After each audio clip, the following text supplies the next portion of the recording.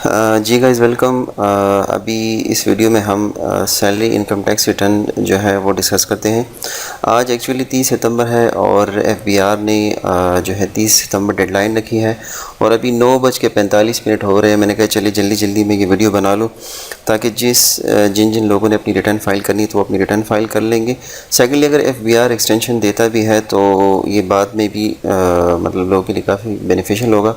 तो मैंने कहा चले इस पे वीडियो बना दूँ और शॉर्ट जो है सिंपल तरीके से आपको बता दूँ कि आप अपनी सैलरी रिटर्न कैसे फ़ाइल करेंगे।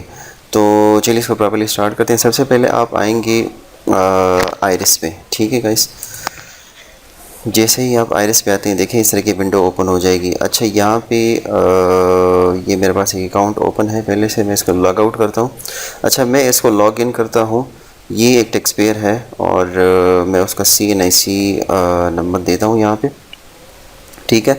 अच्छा, इसकी रजिस्ट्रेशन की भी मैंने वीडियो जो है वो ऑलरेडी मैं इस पर बना चुका हूँ, वो मैं उसका लिंक में डिस्क्रिप्शन में शेयर कर दूँगा, तो काइंडली आप उसको चेक कर लें। तो बहुत ही आसान तरीके से मैंने FBR पे रजिस्ट्रेशन जो है और NTN नंबर ये सारा तरीका जो है मैंने एक्सप्लेन किया हुआ है।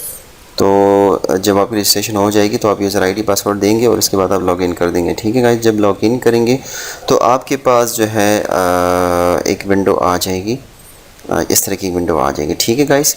जब इस तरह की विंडो आ जाएगी तो तरीका ये है कि मैं तो देखें यहाँ पे आता हूँ, मैं नॉर्मल रिटर्न यहाँ पे आता हूँ, ठीक है। सैलरी रिटर्न या नॉर्मल रिटर्न, इसमें कोई रॉकेट साइंस नहीं है। मैं नॉर्मल रिटर्न यूज़ करता हूँ, आप सैलरी रिटर्न भी यूज़ कर सकते हैं। मैं नॉर्मल रिटर्न यूज़ करता हूँ। जब आप नॉर्मल रिटर्न पे आएंगे तो ड्राफ्ट, क्योंकि रिटर्न आपने सबमिट नहीं की होगी तो वो ड्राफ्ट में पड़ी होगी, ठीक है। इस ड्राफ्ट में आप जैसे ही आते हैं ना, तो ये भी मैं ड्राफ्ट में आया हूँ, तो देखिए यहाँ पे रिटर्न मेरी ड्राफ्ट में पड़ी हुई है, ठीक है गाइस। तो इसको आप ये एडिट का जो ये आइकन है इस पर क्लिक करेंगे, ठीक है। जब एडिट के आइकन पे आप क्लिक करेंगे गाइस तो देखें यहाँ पे आप सबसे पहले आएंगे सैलरी में। सैलरी में आप पे एंड वेजेस में पूरे साल की सैलरी डाल देंगे, ठीक है, जो टैक्सेबल इनकम है आपकी। जब आप यहाँ पे सैलरी डाल देंगे तो इसके बाद आप कैलकुलेट करेंगे और साथ में आप सेव भी करते जाएं, ठीक है। अगर आप सेव नहीं करेंगे तो जो डेटा आप इसमें डालेंगे तो दोबारा जब आप लॉगिन करेंगे तो डेटा जो है वो आपका ख़त्म हो जाएगा। अच्छा, इसके बाद हम आते हैं, सिंपल तरीका ये है कि आप आए टैक्स चार्जेबल। अच्छा, टैक्स चार्जेबल में ये है गाइस कि जो भी ड्यूरिंग द ईयर, जिस साल की आप रिटर्न भर रहे हैं उसके दौरान जो भी आपका टैक्स आपसे कटा हो, चाहे वो सेल फ़ोन पे कटा हो, चाहे वो आपने प्राइस बॉन्ड लिया हो, या जो है आपने मोटर व्हीकल का टैक्स पे किया हो, तो वो सारे टैक्सेस आप यहाँ पे डाल दें, ठीक है।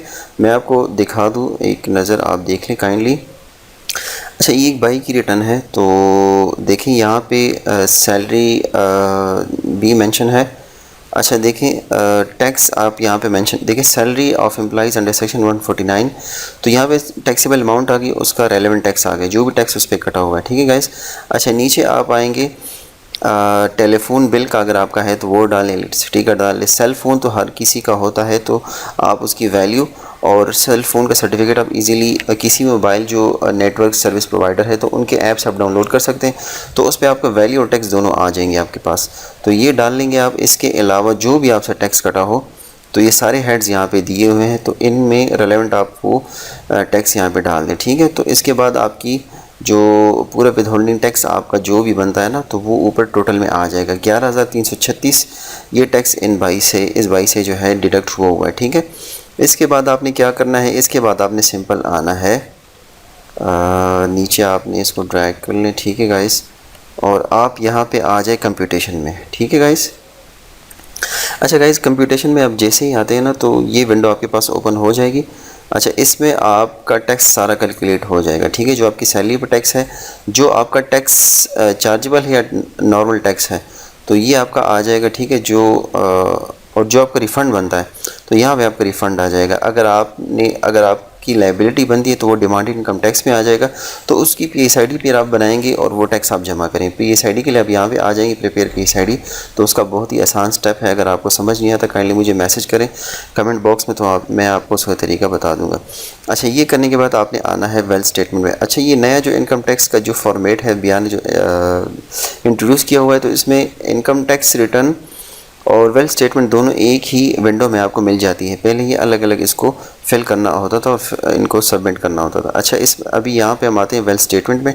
वेल्थ स्टेटमेंट में आप आ जाए पर्सनल एक्सपेंसेस में। अच्छा गाइज, मैं तो सिंपल तरीका यूज़ करता हूँ, मतलब यहाँ पे आप अलग अलग हेड्स में भी डाल सकते हैं, लेकिन मैं यहाँ पे आता हूँ और other personal house hold expenses में लमसम अमाउंट डाल देता हूँ। ठीक है, तो ये आसान तरीका है। आप ये अमाउंट यहाँ पे डाल दें, फिर आप आ जाए एसेट्स लायबिलिटीज़ में।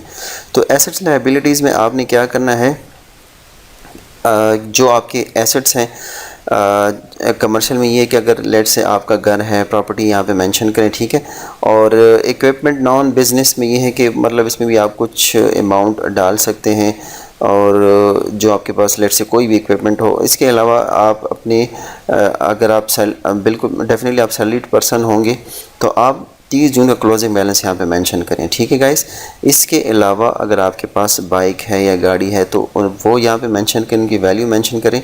और एनी अदर एसेट में आप ये है जो आपका रिफ़ंड बनना है टैक्स का, तो वो आप मेंशन करें। ठीक है गाइस, ये सारी चीज़ें मेंशन करेंगे तो आप का नेट एसेट्स करंट ईयर यहाँ पे आ जाएगा। ठीक है गाइस, इसके बाद नेक्स्ट स्टेप आपने करना है रिकन्सिलिएशन ऑफ नेट एसेट्स। तो इसमें रिकन्सिलिएशन में क्या होता है गाइस कि प्रीवियस ईयर का जो बैलेंस होता है वो खुद ब खुद यहाँ पे आ जाता है। करंट ईयर का चूँकि आपने वैल्यूज़ पुट की होती हैं तो वो आ जाता है, और उसके बाद आपका इंक्रीज़ डिक्रीज़ यहाँ पे मेंशन हो जाता है। ठीक है गाइस, इसके बाद आपने क्या करना है कि यहाँ पे देखने अगर अनरिकनसाइल्ड अमाउंट होती है तो इसका मतलब ये कि यहाँ पे कोई गड़बड़ेशन हुई है, तो उसको आप चेक करें तो इंशाल्लाह यहाँ पे अनरिकनसाइल्ड अमाउंट आपकी ज़ीरो हो जाएगी। तो ये था इनकम टैक्स सैलरी इंडिविजुअल का बहुत ही सिंपल तरीका। अगर कहीं भी आपको कोई भी गाइडेंस चाहिए जस्ट मुझे मैसेज करें कमेंट बॉक्स में, तो मैं आपको फ़ौरन रिप्लाई दे दूँगा। और अगर आपने अपना इनकम टैक्स रिटर्न भी फाइल करना है तो मुझसे रब्ता कर सकते हैं। सेकेंडली, मुझे आप अपनी ईमेल आईडी बता दें तो मैं आपको लेट से इसमें फ़र्दर आपको टैक्स रेट्स चाहिए या जो भी आपको गाइडेंस चाहिए तो मैं आपको वो शेयर कर दूँगा। ठीक है, और यहाँ पे जब ये सारी चीज़ें हो जाएं तो आप फिर सबमिट पे आएंगे। सबमिट में जैसे ही आप आएंगे अच्छा यहाँ पे चूँकि मैंने यहाँ अच्छा ये मैं सेव कर लूँ पहले। ठीक है, ये रिटर्न मैंने सेव कर लिया। अभी आप आ जाए सबमिट में। जैसे ही आप सबमिट में आएंगे तो एक विंडो आपके पास आ जाएगी। ठीक है गाइस, ये विंडो आपके पास आएगी। यहाँ पे नाम, CNIC नंबर, और यहाँ पे आपने पिन देना है। उसके बाद आपने सबमिट के बटन पे क्लिक करना है। लेकिन मैं इस रिटर्न को सबमिट नहीं करने जा रहा क्योंकि इसमें थोड़ा सा काम और रहता है, तो इसको मैं बाद में सबमिट करूँगा। तो आई होप ये वीडियो आपको पसंद आया होगा। अगर ये वीडियो आपको पसंद आया है तो काइंडली मेरे इस चैनल को ज़रूर सब्सक्राइब करें। टेक केयर, अल्लाह हाफिज़।